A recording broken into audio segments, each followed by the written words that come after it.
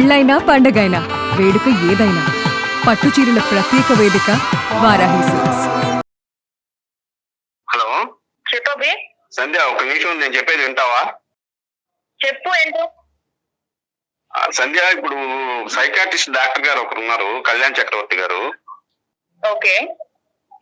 అది మీ గురించి చిన్న ప్రాబ్లం ఉందని సార్కి చెప్పాను. నా గురించి ప్రాబ్లమా? కొంచెం అది డాక్టర్ గారితో మాట్లాడతారా? ఎవరికి ప్రాబ్లం? సంధ్య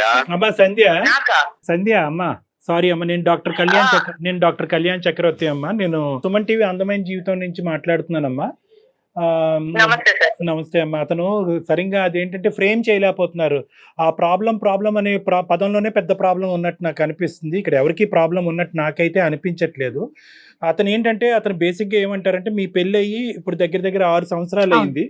ఈ 6 సంవత్సరాల్లో ఏంటంటే మా ఇద్దరి యొక్క ఆలోచన శైలి కానీ, వ్యక్తిత్వాలు కానీ, అభిప్రాయాలు కానీ ఇవి కలవట్లేదు. ఆవిడ కొద్దిగా ఇండివిజువల్గా ఇండిపెండెంట్గా ఉంటాను అని తన ఉద్దేశము. నేనేంటంటే కొద్దిగా ఇంకా సాంప్రదాయబద్ధంగా పాతకాలపు వ్యవహారాలు, ఆలోచనలు ఇలాంటివి కావాలని నేను కోరుకుంటూ ఉంటాను. కొద్దిగా ఆవిడకి ఏమైనా ప్రాబ్లమా అంటే కనుక, కాదు సార్, ఆవిడకి ఏం ప్రాబ్లం ఏమీ లేదు, ఇది భిన్నమైనటువంటి స్వరాలు అని అన్నాను. సో దాంతో అతను కొద్దిగా ఇబ్బంది పడుతున్నారంట. సో మీ ఇద్దరి మధ్యన ఒక సఖ్యత కుదరటానికి, ఒక విధమైనటువంటి ప్రయాణం సాఫీగా ముందుకెళ్ళటానికి మీరు కొంతవరకు మారితే అతను కూడా చాలా వరకు మారటానికి ఇష్టపడుతున్నారమ్మా. నేను హ్యాపీగానే ఉన్నాను, తను కూడా హ్యాపీగానే ఉన్నాడు. చెప్పండి, మీరు ఎందుకు హ్యాపీగా లేరో చెప్పాలి అభిరామ్ గారు. సార్, ఇప్పుడు మామూలుగా ఆడవాళ్ళు అంటే ఇంట్లో వాళ్ళు, భార్య అంటే ఆడవాళ్ళు అంటే ఎలా ఉంటారు సార్? మామూలుగా పొద్దున్నే లేచి ఇల్లు చిమ్ముకొని ముగ్గేసి ఇవన్నీ చేస్తారు కదా సార్? కాదు, నేను ముగ్గేయడం నీకు పెద్ద సమస్య. ఏమనుకుంటున్నావు నువ్వు? పనమ్మ వేస్తుంది కదా, నేనే వేయాలని ఏంటి? ఇది ఒక పైసాకి ఆనందమా ఏంటి? కాదు సంజయ్, నీకు అర్థం కావటం లేదు. ఏంటంటే అది మామూలుగా ఇంట్లో ఉండే భార్య భర్త అన్యోన్యంగా ఉండాలి, ఒకరి పనిలో ఒకరు పంచుకోవాలి, ఒకరు చెయ్యాలి. అలాగా ఉండటం లేదు. నువ్వు నా పని నా ఇష్టం, నీ పని నీ ఇష్టం, నువ్వు నన్ను ఫోర్స్ చేయడానికి లేదు, నేను నిన్ను ఫోర్స్ చేయడానికి లేదు అంటున్నావు కదా. నీకు అర్థం కాని విషయం ఏంటంటే నేను నీకు ఫుల్ ఫ్రీడమ్ ఇచ్చాను. నువ్వు ఏది చేయాలనుకుంటే అది చేయమని చెప్పి, నేనేది చేయాలనుకుంటానో అలాగే చేస్తాను. ఓకే, ఇక్కడ నేను వేరే వైఫ్ లాగా, ఇప్పుడు బయట ఉన్న వైఫ్ లాగా నువ్వు నాతో ఉండాలి, నువ్వు 24 hours నేను చెప్పిందే చెయ్యాలి, నువ్వు నా కోసం రావాలి, నువ్వు ఆఫీస్ నుంచి ఎన్నింటికి వస్తున్నావు, నువ్వేం తిన్నావు, నేను చెప్పిందే నువ్వు తినాలి, నువ్వు నన్ను బయటికి తీసుకెళ్ళాలి, నాకు చీరలు కుట్టించాలి, జాకెట్లు కుట్టించాలని ఏ రోజు నేను నిన్ను అడగలేదు. నీ సర్కిల్లో నేను ఉంచాను, నా సర్కిల్లో నేను ఉంటాను అంటున్నాను. నీకు ఇక్కడ ప్రాబ్లం ఎక్కడ ఉంది? హ్యాపీగా ఉంటున్నావు, నువ్వు ఏం చేసుకుంటున్నావు, నేను ఏం చేసుకుంటున్నాను, ఇంకా నీకు ప్రాబ్లం ఏంటి? అది కాదు సంధ్య, ప్రాబ్లం ఏంటంటే ఇప్పుడు మనకి 6 years దాకా కావస్తుంది, పిల్లలు లేరు. ఏ రోజైనా నాతో సఖ్యతగా ఉన్నావా నువ్వు? పిల్లలు లేరు అంటే పుట్టినప్పుడు పుడతారు. ఇప్పుడు అర్జెన్సీ ఏముంది? అర్జెన్సీ అంటే ఏంటి సంధ్య? ఇప్పుడు నువ్వు అసలు భర్తతో ఎలా ఉండాలో ఒక భార్య అలా ఉంటున్నావా? నువ్వు ఒక యంత్రం లాగా ఉంటున్నావు. యంత్రం లాగా? నా కంఫర్ట్ జోన్ లో నేను ఉంటున్నా, నీ కంఫర్ట్ జోన్ లో నిన్ను ఉంచుతున్నా. అది నువ్వు కంఫర్ట్ నువ్వు అనుకుంటున్నావు సంధ్య. ఇప్పుడు మన ఇద్దరు ఉన్నప్పుడు నీ మీద ప్రేమ మీద నీకు ప్రేమ ఉంది, నీ మీద ప్రేమ ఉంది, ఒరే అని పిలుచుకోవచ్చు. మన ఇద్దరు ఉన్నప్పుడు బంధువులు వచ్చినప్పుడు కూడా నువ్వు ఒరే అంటే ఎలాగ నన్ను వాళ్ళు ఏం ఫీల్ అవుతారు? వీడి భార్య వీడికి అసలు ఇదే ఇవ్వడం లేదు, గౌరవం ఇవ్వడం లేదు అని అంటారు కదా.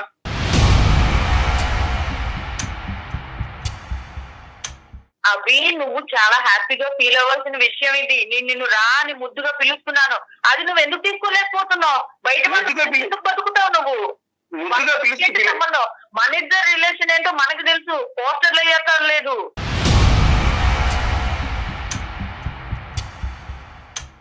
ముద్దుగా పిలవాలంటే బంగారం, చిన్ని, బుజ్జి ఉన్నాయి కదా, వాళ్ళ ముందు నువ్వు ఇండివిజువల్ గా ఉన్నప్పుడు నన్ను పిలుచుకోవాలి, నేను కాదనలేదు.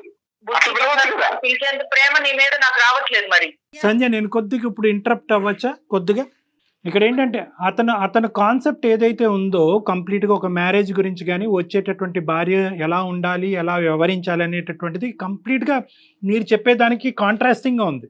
మీరేంటంటే కంఫర్ట్ అంటున్నారు, ఫ్రీడమ్ అంటున్నారు, స్వేచ్ఛ అంటున్నారు, నీ జీవితం నీది, నా జీవితం నాది అంటున్నారు. అతనికి అది అతను కంఫర్ట్ అనుకోవట్లేదు, అది అతను ఫ్రీడమ్ అనుకోవట్లేదు. ఎవరికి వాళ్ళుగా బతికేటట్టు ప్రాబ్లం గానీ నా ప్రాబ్లం కాదు. అదే నేను ఎవరి ప్రాబ్లము అని అనట్లేదమ్మా. ఇది ఇద్దరికి సంబంధించినటువంటి ప్రాబ్లము. ఇద్దరు ఒకరినొకరు అర్థం చేసుకునేటటువంటి ప్రయత్నంలో అవతల వాళ్ళకి ప్రాబ్లం ఉందా లేదంటే నాకే ప్రాబ్లం ఉందా అనేది అనుకోవటం ఇక్కడ ఇంపార్టెంట్.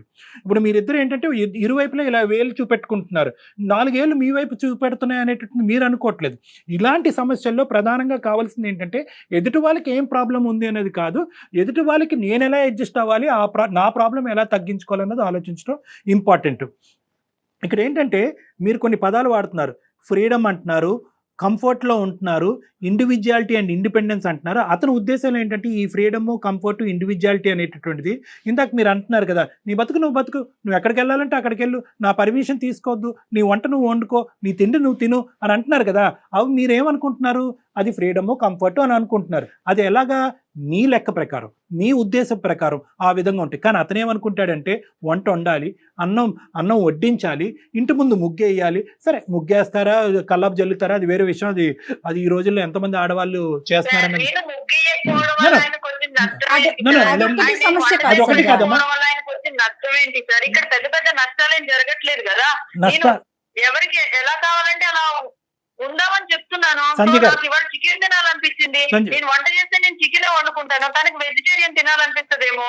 కాదు అది అలా కాదమ్మా. ఎందుకు ఫోర్స్ చేసుకోవాలి sir? No it's not force అమ్మా, ఇట్స్ అన్ ఓవర్ ల్యాప్. మళ్ళీ నేను అదే పదం పదే వాడుతున్నాను. అంటే ఏంటంటే మీరు అనుకునేటటువంటి డెఫినేషన్ ప్రకారం అక్కడ ఫ్రీడమ్, కంఫర్ట్ అతనికి వద్దు అంటున్నాడు. అతనికి కావాల్సింది ఏంటంటే కనుక కలిసి ప్రయాణం చేద్దాం, మనం భార్యాభర్తలుగా ముందుకు ప్రయాణిస్తూ పిల్లలను కందాం అనేటటువంటి ఒక ఫ్యామిలీ పరమైనటువంటి ఆలోచన శైలి అతనికి ఉంది. ఇప్పుడు తనకి ఏదో ఆర్డర్ చేసుకోవాలని ఉంది, సంధ్య చికెన్ ఆర్డర్ చేసుకుంటది, ఆయనేమో మటన్ ఆర్డర్ చేసుకుంటాడు ఫర్ ఎగ్జాంపుల్. ఎవరి రూముల్లో వాళ్ళు కూర్చొని తినే కాడికి పెళ్ళి ఎందుకండి, ఒక గూడు కింద కలిసి ఉండటం ఎందుకు? అదే ఫ్రీడమ్ అంటే సంధ్య మీ ఉద్దేశంలో? ఫ్రీడమ్ అంటే ఒకరి నుంచి ఒకరు ఫోర్స్ చేసుకోకుండా హ్యాపీగా ఉంటున్నాం కదండి. సంతోషం, ఫోర్స్ చేసుకోకపోవటం సంతోషం, కానీ దానికంటూ ఒక లిమిటేషన్స్ ఉంటాయి కదా. కానీ ఇక్కడ ఫోర్స్ అనే పదం అసలు కాదమ్మా. ఇక్కడ ఏంటంటే చాలా హ్యాపీగానే అనుకుంటున్నారు, happiness is directly proportional to ఇరువైపులా. అతను కూడా హ్యాపీగా ఉన్నాననే పదం అతను వాడట్లే కదా. నేను హ్యాపీగా లేననే కదా మాకు ఫోన్ చేశాడు. మీరిద్దరు హ్యాపీగా ఉంటే అతను మాకెందుకు ఫోన్ చేస్తాడు? అది అర్థమయ్యేటటువంటి విధంగా చేయటం గురించి మా బాధ్యత. సంజయ్ ఒక నిమిషం వింటావా? డాక్టర్ గారు ఒక నిమిషం వినండి సార్. చెప్పండి. కొన్ని కోరికలు ఉంటాయి సార్. ఇప్పుడు పిల్లల్ని తీసుకొని షాపింగ్ కి వెళ్ళాలి, అలా సినిమాకి వెళ్ళాలి, ఏదన్నా కలిసి హోటల్లో భోజనం చేయాలి అని ఉంటుంది సార్. లేకపోతే ఫ్రెండ్ వాళ్ళ ఫంక్షన్ కి వెళ్ళాలి అని ఉంటుంది సార్. ఇప్పుడు రాదు సార్. ఓకే, నాకు అవసరం లేదు, నువ్వు వెళ్ళాలి. పెళ్లికి వెళ్తావో ఫంక్షన్ కి వెళ్తావో అది నీ ఇష్టం, నాతో ఎందుకు ప్రతిదీ లింక్ చేసుకుంటావు? సంజయ్ గారు, మీరు ఇలా ఉండాలి అని అనుకుంటే కనుక మేము ఎవరు ఇది మీతో అభిప్రాయంతో మేము విభేదించాము, అది కరెక్ట్ కాదని అన్నాం. కానీ ఏంటంటే మీ ఇండివిజువాలిటీ, మీ ఇండిపెండెన్స్ ఎంత ఇంపార్టెంట్. ఒక పెళ్లి అయిన తర్వాత మీరిద్దరు కొన్ని అంశాల్లో కలిసి ప్రయాణం చేయటం అనేది, ఒక్క నిమిషం సంజయ్ గారు, ఒక్క నిమిషం. మీరిద్దరు కలిసి ప్రయాణం చేయటం అనేటటువంటిది కూడా పెళ్లి యొక్క నిర్వచనం. అది మీరు సామాజికంగా ఉండండి, మానసికంగా ఉండండి, శారీరపరంగా ఉండండి, మీ మొత్తం ఇండివిజువాలిటీ, ఇండిపెండెన్స్ అనేటటువంటి దాంట్లోంచి మీరు పూర్తి స్థాయి ఆనందం పొందుతూ దీనికి కూడా టైం కేటాయించండి అని అతను కోరుకుంటున్నాడు. మీరు బయటకు వెళ్ళొద్దు అనట్లేదు, ఉద్యోగం చేయట్లేదు అనట్లేదు, మీరు బయటకు వెళ్ళి మీరు ఇష్టంగా టైం లేక నేను ఆ ఫంక్షన్ కి వెళ్ళడం జరగలేదు. నేను ఆఫీస్ నుంచి వచ్చేసరికి నేను టైర్డ్ అయిపోయి ఉన్నాను, ప్లస్ నేను ఆ ఫంక్షన్ కి వెళ్తే నాకు అక్కడ ఎవరూ తెలియదు. నా ఆలోచనకి దాన్ని రెస్పెక్ట్ ఇవ్వాలి కదా. అమ్మా, అక్కడ ఒక ఫంక్షన్ కి వెళ్ళాలి అంటే 100 మంది తెలియక్కర్లేదు, నీ పక్కన ఉండేటటువంటి నీ భర్త నీకు తెలుసు కాబట్టి చాలు. మీరిద్దరు నేనేంటంటే మొత్తం ఈ 6 సంవత్సరాలు మీ ఇద్దరు ప్రయాణంలో మీరు కలిసి జరుపుకున్నటువంటి ఆ కార్యక్రమాలు ఏంటి, కలిసి వెళ్ళినటువంటి ప్రదేశాలు ఏంటి, కలిసి చేసినటువంటి పనులు ఏంటి, అది అతను కోరుకుంటున్నారు. నాకు ఇలా ఉండు అని చెప్పి నా మీద ఒక రకమైన పెత్తనాన్ని నా మీద రుద్దొద్దు సార్. అన్ఫార్చునేట్లీ ఇది పెత్తనం కాదమ్మా, అన్ఫార్చునేట్లీ ఇది పెత్తనం కాదు. పెత్తనం అనేటటువంటి పదమే ఇక్కడ తప్పు. పెళ్లి అనేటటువంటిది, కుటుంబం అనేటటువంటి దానికి ఒక నిర్వచనం, ఇది ఒక బేసిక్ డెఫినేషన్. మన పేరెంట్స్ కలిసి ఉండబట్టే కదా మన ప్రయాణం సాఫీగా ముందుకు సాగుతోంది. రేపొద్దున మీరు పేరెంట్స్ అవ్వద్దు. నీకెవ్వరు రిస్ట్రిక్షన్స్ చేయట్లేదు సంజయ్ గారు, మీకు రిస్ట్రిక్షన్స్ చేసేటటువంటి ఉద్దేశం అతనికి కూడా లేదు. కానీ ఎక్కడో చోట మన ఇద్దరి మధ్యన ఒక ఓవర్ ల్యాప్ అనేది ఉండాలి. నా ఉద్దేశం నీ ఉద్దేశం అవ్వాలి, నా ఆలోచన నీ ఆలోచన అవ్వాలి, నా పని నీ పని అవ్వాలి. ఎంతో కొంత 70% ఇండివిజువల్ గానే ఉండండి. నా ఫ్రెండ్స్ ఫంక్షన్స్ అప్పుడు నాకు ఏదైనా అవసరం ఉన్నప్పుడు నేను తనని రమ్మని అడగట్లేదు. ఎందుకనంటే నువ్వు రమ్మని అడుగు. సమస్య అది. మీరు అతన్ని పిలవట్లేదు, మీ దానికి పిలవట్లా, అతని దానికి వెళ్ళట్లా. ఇంకెందుకు ఇద్దరు కలిసి ఉండటం? ఈ ప్రయాణం ఎందుకు అని అంటున్నాడు అతను. మేడం గారు ఆమె పిలవట్లేదు, నేను పిలిచినా రావట్లేదు. అతను పిలిచినా రావట్లేదు. ఒకటేంటంటే ఎందుకు లైఫ్ అంటే కంఫర్ట్ గా ఉండడమే కదా. నేను నీ ఫ్రీడమ్ నీకు ఇస్తున్నాను, నాకు నచ్చినట్టు నేను ఉండాలనుకుంటున్నాను.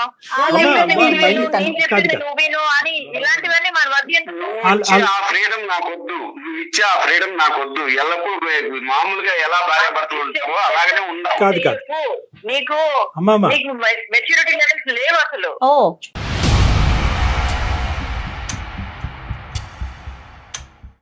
నాకెందుకు లేవు సంధ్య, నువ్వు ఏంటి ఎలా మాట్లాడుతున్నావు? గురించి నీకెందుకు? ఎంత బాగా చూసుకోలేదు, ఇంటికి వస్తే నేను బాగా చూసుకున్నానా లేదా? నువ్వు ఇలా మాట్లాడుతున్నావు. అదే మా అమ్మ నాన్న మా తమ్ముడు వచ్చినప్పుడు నువ్వేం చేసావు? వాళ్ళు పలకరించావా? మళ్ళీ అంటున్నావు, మళ్ళీ కంఫర్ట్ అంటున్నావు, నా ఇష్టం అంటున్నావు. మళ్ళీ వాళ్ళు రాగానే నేను హాయ్ చెప్పాను. ఆఫీస్ లో ఉండి నేను స్విగ్గీ నుంచి ఆర్డర్ చేశాను. ఇంకేం చేయాలి? అదే సంస్కారం. హాయ్ చెప్పి వెళ్ళిపోయేదేనా? నేను మీ అమ్మ నాన్న వచ్చినప్పుడు ఎలా చూసుకున్నా? నేను నాకు ఇలాగే వచ్చు, నాకు ఇలాగే తెలుసు. అది కాదు సంజయ్, ఎందుకు అలా మాట్లాడుతున్నావు? నువ్వు ఏ విషయంలో నువ్వు నాకు సపోర్టివ్ ఉన్నావు చెప్పు? ఏ విషయంలో సపోర్ట్ ఉన్నావు? అదే ఉంటే నాకు కంఫర్ట్ అంటావు.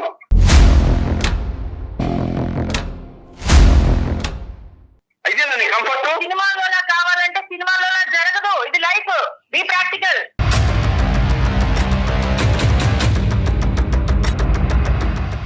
లైఫ్ లో కూడా కొన్ని ఉంటాయి, వెసులుబాట్లు ఉంటాయి. అవేం చేయవు. ఏం చేసినా నీకు అనుకూలంగా మాట్లాడుకుంటావు, నువ్వు కంఫర్ట్ అంటావు దాన్ని. నువ్వు ఎందుకు తీసుకోలేకపోతున్నావు నాకు తెలియట్లేదు. ఏం తీసుకోవాల్సిన? ఇప్పుడు 6 సంవత్సరాలు, మనకి పెళ్లి 6 సంవత్సరాలు అయింది. ఏనాడైనా నువ్వు సంసార జీవితంలో సుఖంగా ఉన్నావా? నాతో అవ్వలేకపోతున్నావు. మనం హ్యాపీగానే ఉన్నాం. ఏనాడైనా నువ్వు సంసార జీవితంలో నాతో సుఖంగా ఉన్నావా? 6 సంవత్సరాల నుంచి. మనకి పిల్లలు పుట్టాలంటే ఎక్కడ పుట్టారు? ఎందుకు హ్యాపీగా లేవు? ఎక్కడున్నావు? నేను ఉంటున్నాను కదా. ఎక్కడున్నావు? నీకు ఇష్టం వచ్చినప్పుడు ఉంటావు నువ్వు. అటు నా ఇష్టంతో అక్కర్లేదా నీకు? మరి నీకు ఇష్టం వచ్చినప్పుడు నాకు ఎలా వస్తుంది? నీకు రావాలి అంటే కుదరదు. ఇక్కడ నాకు వచ్చినప్పుడే నువ్వు ఉండాలి. మరి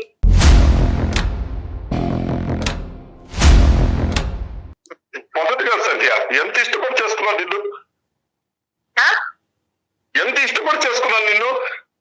చాలా చేసుకున్నాను. ఇష్టం లేదని నేనేం చెప్పలేదే. ఇలా బిహేవ్ చేస్తుంటే ఇంకెలా ఉంటుంది సంధ్య?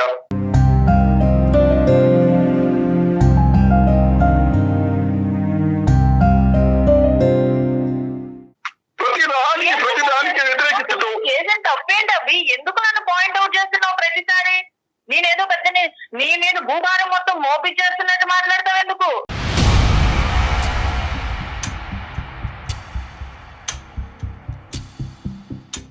ఒక్కసారి బయటికి వెళ్ళి చూడు, ఎంతమంది వైఫ్లు వీడియో కాల్స్ మెసేజెస్ చేస్తూ ఎంత హెరాస్ చేస్తున్నారో బయట జనాల్ని. నీకు అదేమి పెట్టలేదు, నేను ఏ రిస్ట్రిక్షన్స్ పెట్టలేదు నీకు. నువ్వు హ్యాపీగా వదిలేశాను, నువ్వేం కావాలంటే చేసుకోమని. హ్యాపీగా ఉన్నావు.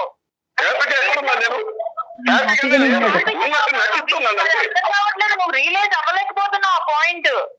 ఉన్నట్టు నటించాల్సి వస్తుంది సమాజానికి ముందు. హ్యాపీగా లేదు నేను. ఎందుకు నటిస్తున్నావు? నీకే క్లారిటీ లేదు. నాకు క్లారిటీ లేదా? నీకు క్లారిటీ లేదా? మళ్ళీ అదే మాట మాట్లాడతావు. నీకే క్లారిటీ లేదు, నాకు కాదు.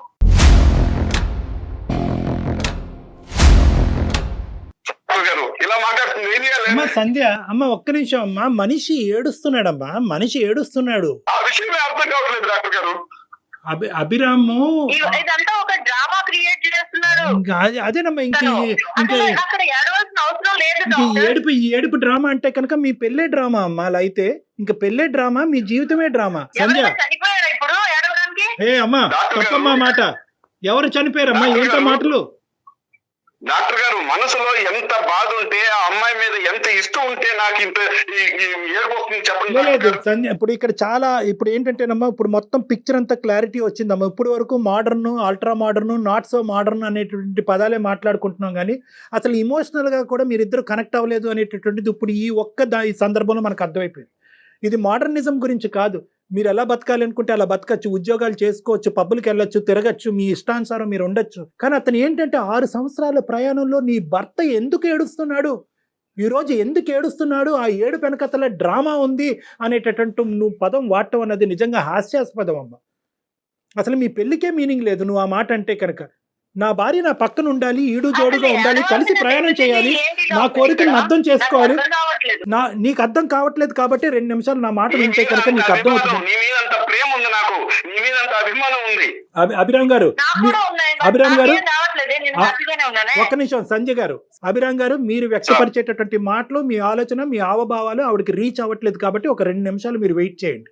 ఏదైతే కనుక మీ సోకాల్డ్ మీ భర్త గారు కంఫర్ట్ అనుకుంటున్నారో, మీ సోకాల్డ్ మీ భర్త గారి ఫ్రీడమ్ అనుకుంటున్నారో, మీ సోకాల్డ్ మీ భర్త గారు హ్యాపీగా ఉన్నారని అనుకుంటున్నారో, అది వాస్తవం కాదు అనేటటువంటిది ఒక్కసారి మీరు అర్థం చేసుకోండి. మీరు ఎలా బతకాలనుకుంటే అలా బతకండి, కానీ ఇంట గెలిచి రచ్చగలమన్నారు పెద్దలు.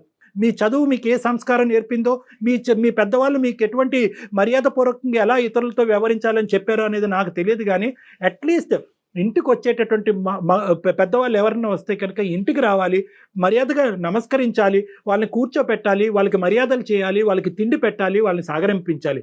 స్విగ్గీలో ఆర్డర్లు పెట్టి ఫోన్లో హాయ్ చెప్పటం ఏంటమ్మా? మరీ అంత పాశ్చాత్య జీవితంలోకి వెళ్ళిపోయామా మనం? నీ భర్త డ్రామా అంటాం ఏంటమ్మా? నీ భర్త డ్రామా? నువ్వేమనాలంటే, ఏమండి మీకు కావాల్సినటువంటి కట్టుబాటు దిద్దుబాటు ఏమైనా ఉంటే కనుక దానికి నేను ready. At the same time నాకు కూడా మీ సైడ్ నుంచి ఇటువంటి మార్పు కావాలి అని అనుకుంటే కనుక అది జీవితం, అది ప్రయాణం, అది పెళ్ళి. నేను ఇంతే ఉంటాను, నేను ఎలాగే ఉంటాను, నేను ఇండిపెండెంట్, నేను ఇండివిజువల్, నువ్వు హ్యాపీగానే ఉన్నావు, నువ్వు కంఫర్ట్లోనే ఉన్నావు, నువ్వు ఎందుకు ఏడుస్తున్నావు, నీ ఏడుపు డ్రామా అంటే కనుక ఇంకేముంది ఆ మనిషి? సంధ్య, నాకేం పిచ్చి లేదు, సైకలాజికల్ ఇష్యూస్ నాకేం లేవు, నేను బానే ఉన్నాను, మేమిద్దరం కూడా హ్యాపీగానే ఉన్నాం. అదిగోండి మళ్ళీ అదే మాట అంటున్నారు, మీరు హ్యాపీగా ఉన్నారు, అతను నేను సంతోషంగా లేను మొర్రో అని మొత్తుకుంటున్నాడమ్మా. నువ్వు బ్యాచులర్ లాగా ఆలోచిస్తున్నావు సంధ్య, నువ్వు ఒక బ్యాచులర్ లైఫ్ ఎంజాయ్ చేస్తున్నావు, బ్యాచులర్ లాగా ఆలోచిస్తున్నావు, నీకు పెళ్ళయింది, మీరిద్దరు ఇండివిజువల్ గా ఉండాలి, నీ ఆలోచన నీది, అతని ఆలోచన అతనిది, కానీ ఇద్దరు కలిసి కూడా ప్రయాణం చేయాలి కదా, ఇంకెందుకు పెళ్లి? ఒకే ఇంట్లో ఉంటున్నాం, ఒకలాగే కలిసే ఉంటున్నాం కదా. ఆలోచనలు ఎక్కడ కలిసినాయి, మనసులు ఎక్కడ కలిసినాయి, శరీరాలు ఎక్కడ కలిసినాయి, ఇంకేం పిల్లలు పుడతారు? అది సార్ నేను అడిగేది కూడా అదే. నేను ఒక మనిషిని పెళ్లి చేసుకున్నాను, రోబోని పెళ్లి చేసుకున్నాను, నాకు అర్థం కావట్లేదు.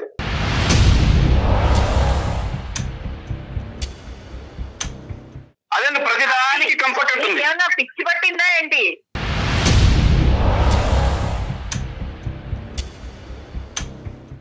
పిచ్చి నాకే పట్టింది, ఎవరికి పిచ్చి పట్టిందో తెలిసిపోతుంది ఇక్కడ. అవును, నీకే పిచ్చి పట్టింది, అందుకే నువ్వు రియలైజ్ అవ్వలేకపోతున్నావు. సంధ్యమ్మ దయచేసి మర్యాద ఇచ్చి పుచ్చుకోండి అమ్మా ప్లీజ్. అతను మీ భర్త, వయసులో పెద్దవాడు. ఒక్క నిమిషం, 2 నిమిషాలు. అతనికి పిచ్చి పట్టిందా, మీకు పిచ్చి పట్టిందా, దయచేసి ఈ పిచ్చి అనే సబ్జెక్ట్ తీసి పక్కన పెట్టండి. అతను కొంతవరకు మీరు ముందుకు వస్తే అతను అర్థం చేసుకోలేకపోతున్నాడు. డాక్టర్ గారు చిన్న విషయం చెప్పండి సార్. చెప్తున్నాను, ఇందాక చెప్పాను 4 మెట్లు దిగుతాను, 4 మెట్లు కాదు 10 మెట్లైనా దిగుతాను, ఆవిడ 2 మెట్లు దిగితే నన్ను అర్థం చేసుకుంటే. అమ్మ సంధ్య, దిగడం మెట్లెక్కడం ఏంటి అవి? ఎవరు ఏం దిగక్కర్లేదు, నీ మెట్టు మీద నువ్వు ఉంటే నా మెట్టు మీద నేను ఉంటా, పైకి వెళ్తా తల్లి. పెళ్ళెందుకు చేసుకున్నాం?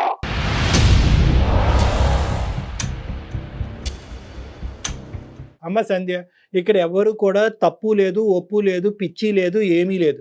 దయచేసి 1 నిమిషం అతను పడేటటువంటి వేదన, అతను పడేటటువంటి బాధని ఒక పెద్ద మనసు చేసుకుని అర్థం చేసుకోండి. అతను పెరిగినటువంటి వాతావరణం కానీ, వచ్చేటటువంటి భార్య గురించి కానీ అతను ఇంకో విధంగా ఊహించుకున్నాడు. బహుశా ఈ డిస్కషన్స్ అన్నీ కూడా పెళ్లికి ముందే జరుగుంటే కనుక ఈ దురదృష్టకరమైనటువంటి పరిస్థితి ఉండేది కాదు. కలిసి అభిప్రాయాలు కలిస్తే కనుక పెళ్లి చేసుకుని ఉండేవారు, అభిప్రాయాలు కలవకపోతే కనుక దూరంగా ఉంటారు. ఇప్పుడు ఏంటంటే కనుక మీ డెఫినేషన్ ఆఫ్ పెళ్లి డిఫరెంట్, అతని డెఫినేషన్ ఆఫ్ పెళ్లి డిఫరెంట్. ఒకటి Sandhya, at the end of the day అతని ఆలోచనలో ఎటువంటి తప్పు లేదు. అతని ఆలోచనని మీరు విపరీతంగా ఆలోచించద్దు. అంటే నన్ను పక్కన కూర్చుంటే రిస్ట్రిక్ట్ చేస్తున్నాడు, ఫోన్ చేస్తే కనుక రిస్ట్రిక్ట్ చేస్తున్నాడు, నా కథలకి పసిగడు అంటే గమనిస్తున్నాడు, నన్ను ఫ్రీడమ్ లేకుండా చేస్తున్నాడు అని అనుకోవద్దు. మీరు సమపాలనలో మీ జీవితాన్ని మీరు బతకచ్చు, అతనికి కావాల్సినటువంటి సంతోషాన్ని ఇవ్వచ్చు. ఒక్కసారి ఆలోచిస్తే 2 సమపాలనలు ఇచ్చేటటువంటి దానికి పూర్తిగా అవకాశం ఉంది. ఎందుకంటే మీకు వయస్సు ఉంది, దాంతోపాటు ఉద్యోగం ఉంది, దాంతోపాటు అనుభవం ఉంది. కాబట్టి డాక్టర్ అతను కంప్లీట్ గా సినిమాటిక్ లైఫ్ కావాలి అనుకుంటే నేను అంతలా నటించలేను. ఒకసారి అవకాశం ఉంటే సంధ్య, ఇది మనకి ఫోనుల్లో తేలే విషయం కాదు. ఎంతసేపు మాట్లాడుకున్నా కంటిన్యూనే అవుతూ ఉంటుంది. ఎందుకంటే మీ మైండ్ ఆఫ్ స్టేటస్లో మీరున్నారు, ఆయన ఆలోచన విధానంలో ఆయన ఉన్నారు. అవకాశం ఉంటే ఒకసారి డాక్టర్ గారిని కలుస్తారా? నేను అది తర్వాత డిసైడ్ అవుతాను మేడం. నాకైతే ఇప్పుడు నేను డిసైడ్ అవ్వలేను. అసలు నాకు ఇలాంటి సిచ్యువేషన్ ఒకటి వస్తుందని కూడా నేను ఎప్పుడు అనుకోలేదు. అదే దురదృష్టం అమ్మా. ఇలాంటి సిచ్యువేషన్ ఒకటి వస్తుంది అంటే కనుక 2-3 సంవత్సరాల ముందు సెట్. ఇంకా డిస్కషన్ ఇక్కడితో ఆపేద్దాం. ఏదైనా ఉంటే మీరు మాట్లాడుకోండి. Thank you so much doctor. Thank you.